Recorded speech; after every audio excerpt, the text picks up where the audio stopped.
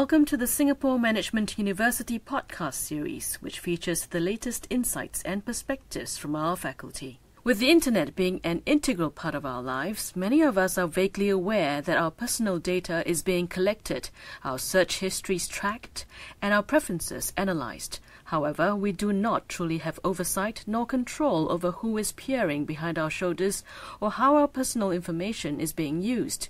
How much privacy do we have? Can we block the data collection? How can we regain control?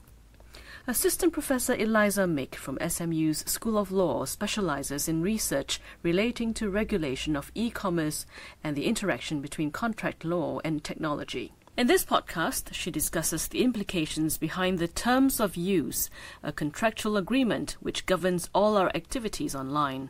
She also shares her insights into the potential risks and what individuals and governments can do in response. First of all, Professor, what is terms of use and what does it mean from a legal standpoint? Okay, terms of use is actually a concept that is frequently misunderstood and actually ignored by most internet users. When I say terms of use, I mean the tiny legal link which is placed on the bottom of most websites. If you press the link, what happens? Basically, you go to a website that displays the terms and conditions that govern, and please note choice of words, the terms of use of a particular website. So effectively, every or most websites you browse to are trying to form a contract with you on the terms presented behind this tiny little legal link on the bottom. So what does it mean from a legal standpoint? Well, effectively, believe it or not, it is a contract, because from a purely legal perspective, from the perspective of contract law, it suffices to notify a user that a particular behavior is subject to contract and that there are terms governing a particular behavior. As long as the user knows about the terms, he agrees to them. And please note that most of those terms of use basically contain one provision that says, by browsing this website or by using our services, etc., you are agreeing to those terms. So I think it's worthwhile noticing that, under the principles of contract law, you don't even have to read those terms of use. It is absolutely enough that, a website like CNN or Straits Times or Singapore Airlines, they just tell you that there are terms. You don't have to read them, but as long as they're available, you're bound by them. The internet is such a huge and central part of our lives today. Does it then mean that as users, we're at all times subject to these contractual agreements? I do not want to sound overly pessimistic, but I'm afraid the answer is yes. We have to make a little distinction here. All right, let's just take Amazon as an example. If you want to buy any goods on Amazon, like a book or a, Blu-ray or shoes, okay, or handbags, you basically have to open an account with Amazon. It's the same thing with eBay. It's the same thing with Singapore Airlines. If you want to open an account, you have to provide certain personal information, like, for example, your address. You have to provide, even more importantly, your payment data. You have to provide all your credit card information. So you set up an account, and during the account setup process, in the majority of circumstances, you will have a pop-up window with all the terms of the contract, and you probably have to tick a box. So I would say it is pretty much beyond doubt that you form a contract with Amazon or Singapore Airlines or whatever website that governs a particular transaction, okay? Now, please note that terms of use govern not just this transaction of, for example, buying a book on Amazon, but just using the website. When you scroll down Singapore Airlines or singaporeair.com.sg, when you scroll down amazon.co.uk, there's a ton of links on the bottom, and some links relate to the transaction when you want to buy something, but some links relate just to the use of the website. And most users are not aware of this differentiation. They kind of, they don't expect a contract. They don't expect any terms to govern browsing. What are some of the problems associated with this? On one hand, we have to understand the owner of the website. They want to protect their content, and they want to make sure we use their content, their service, their website in the manner they want us to use it. I mean, that's fine.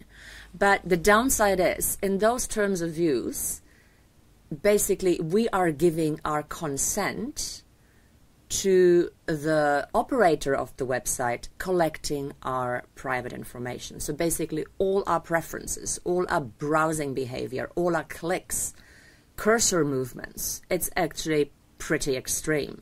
So those terms and conditions effectively say, by browsing the website, you agree to those terms, and you agree to us collecting your personal information. And please note, under most privacy protection legislation, if you're a company who wants to collect user data, all you need to be in the clear with the law is to have the users or the consumers consent to you collecting the data. That's effectively all there is. So terms of use are tricky because you are effectively agreeing to the website collecting your personal information. And sometimes not just collecting, but also selling, trading, utilizing in many different ways. So I think many people, if they actually knew what's happening when they browse the web, they would be highly uncomfortable. So that clearly leads us to a loss of privacy, doesn't it? Absolutely, absolutely. What are the potential risks? There are upsides and there are downsides. The biggest risk is there are commercial entities. We are not talking about the government or health providers or the police, because I think, it is absolutely justified that certain organizations know a lot about us. I don't mind this at all. But we are talking about commercial entities. So you have a situation where Google or Facebook or Amazon, and I'm not exaggerating, I'm not joking, they know more about you than your own parents. Because they have been tracking you, they have been observing you for the last, I don't know, I had my first Gmail account when I was, I think, in 2004. So Google has at least 11 years of data. They know everything about me. So there is a psychological discomfort, obviously, that somebody knows everything about you. And I really mean almost everything, because of course they know your search terms, they know the contents of your emails, etc., not just your purchasing behavior. But I find it really, really shocking that this information is being traded. It fuels this huge advertising ecosystem. I mean, my personal information, my search terms, my preferences, it is the object of commercial exchange. People sell it for money. So I've been talking about the downside of, privacy loss and the fact that we are consenting. I mean, there is a certain upside, and this is what you sometimes hear Google say or Facebook. They basically say, look, we have all this data about you. We know what you like. We know what you want. And therefore, we make the website, we make the advertisement more tailored to your tastes and interests. I'm a little bit skeptical about it because, I'm pretty skinny, but Facebook keeps on targeting me with advertisements about weight loss. So I'm not sure to what extent those targeting algorithms actually work. I mean, look, this is a debatable issue, but I see their point. But again, do you actually want to be targeted on the basis of some search term you inserted? You might have been searching information about a particular disease, and then you get targeted with ads for a particular medication. How comfortable are we with this, really? In your opinion, why is there a general ignorance on the terms of use among the public? Or are individuals already resigned to the circumstances because they assume that there's nothing much that can be done? Yeah, this is a really good question. There is a huge level of ignorance in the general public, even amongst lawyers and business people. It is because, we do not expect browsing to be subject to contract, because historically, the internet and the web in particular, there were those romantic instruments of freedom and self-expression. You really went there for fun, to socialize, to search news, etc., etc. So the web, historically, in the very, very beginning, it was for free because there was no business model. There was not so much data being collected. And if data was collected, it was really just to customize the website for a particular session, not to on-sell your personal information. Well, partially the ignorance is excusable by the historical background of the web.